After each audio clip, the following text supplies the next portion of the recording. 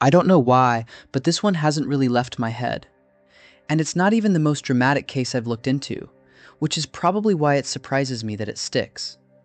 There's no screaming at the beginning, no obvious moment where everything explodes and you instantly know something terrible is about to happen. It's actually kind of normal. And that's what makes it uncomfortable. There's this small window in the story, about 7 minutes, and I keep replaying it because 7 minutes is nothing, right? It's the time you sit in your car after you park, just staring ahead before going inside. Or the time it takes to walk down a quiet road and tell someone you'll be right back. 7 minutes shouldn't be enough to disappear, but in this case, it was. She had just spoken to someone.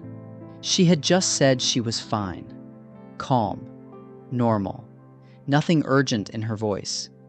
And then within minutes, she just wasn't there anymore. Her car was still there. Her belongings were still inside. The snow was still falling. The road didn't change. She just wasn't there. And that ordinariness is what gets under your skin, because nothing about standing beside your car on a winter night feels like it should divide your life into before and after. It feels temporary, like you'll sort it out and go home. Maura was 21. She was studying nursing, and she was also really athletic. She wasn't someone drifting through life without direction. She had gone to West Point before transferring, which tells you she liked structure. She liked knowing where things were headed. She wasn't careless or just floating around. And that's why this case doesn't sit neatly. Because when someone disappears, people want there to be some huge explanation, instability, secret plans, something dramatic that makes it easier to process.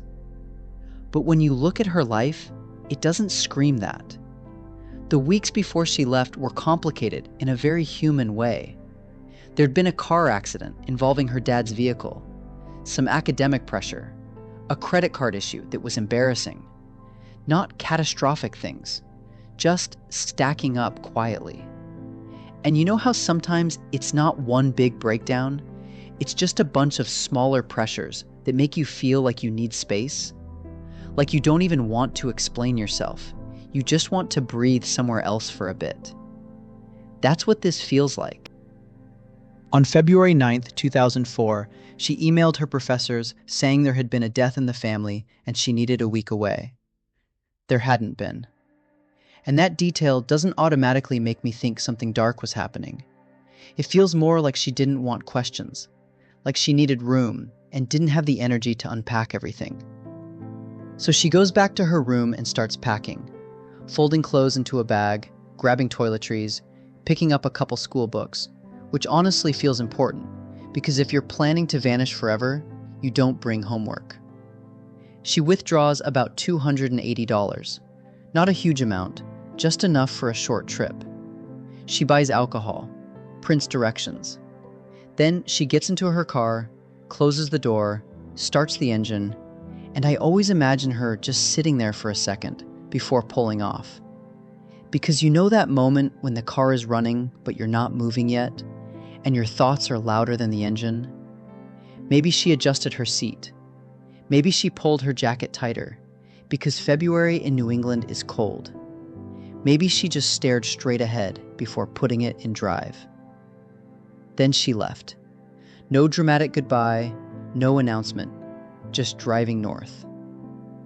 As she headed further out, it got darker. Snow on both sides of the road. That kind of winter quiet where everything feels muted. Maybe she started noticing how dark it really was. Maybe she turned the radio down. Maybe she thought she'd feel clearer once she got somewhere more open. Around 7:27 that evening, her car slid off a rural road in New Hampshire and hit a snowbank. Not some huge cinematic crash, just enough to deploy the airbags and shock you. I can picture her sitting there afterward, heart racing, hands still on the steering wheel, just trying to process what happened. A school bus driver named Butch drove by and stopped to check on her. He walked up and asked if she was okay. She said she was. He offered to call the police. She said she had already called, even though there was no cell service there. And yes, that detail is strange, but it doesn't immediately scream danger to me. It feels like maybe she didn't want things escalating. Maybe she didn't want officers asking about the alcohol in the car. Maybe she was embarrassed. Maybe she genuinely thought she could sort it out herself. He went home and called police anyway. And this is where those 7 minutes begin. 7 minutes where she's standing outside her car in the cold, on a dark road with snow everywhere and no streetlights. 7 minutes where she could have decided to walk, or accept a ride, or step away thinking she'd be back in 10 minutes. When police arrived, the car was locked. Her belongings were still inside. Wine had spilled. The airbags were deployed. But she wasn't there. No dramatic trail of footprints disappearing into the forest. No obvious signs of violence. Just stillness. Search dogs later tracked her scent about 100 yards down the road, and then it stopped. Just stopped. Like she got into a vehicle. Or like the freezing air erased everything. And I keep thinking about her stepping away from the car, feeling how cold it really was once she was fully outside, pulling her jacket tighter, looking down the road and convincing herself she'd just walk a little bit, because when it's dark like that, distance lies to you. Lights look closer than they are. Houses seem reachable. Maybe she thought she'd be back in 5 minutes. Maybe she thought this wasn't a big deal. 7 minutes shouldn't be enough for a life to split into before and after, but it was.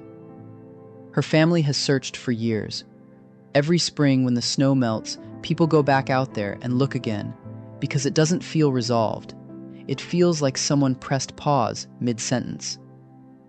And I think what makes this sit so heavily is that none of her decisions feel outrageous. Sending that email, going for a drive, saying she was fine, stepping away for a minute. They're things you or I might do without thinking twice. And that's the hard part.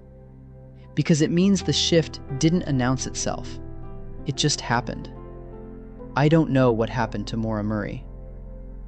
But I know that somewhere between starting that engine and those 7 quiet minutes after the crash, something changed. And it changed without warning.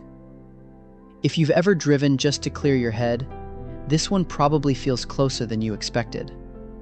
And if you're still here, listening instead of rushing to the next thing, you probably feel that weight too. This is Drawn to Crime.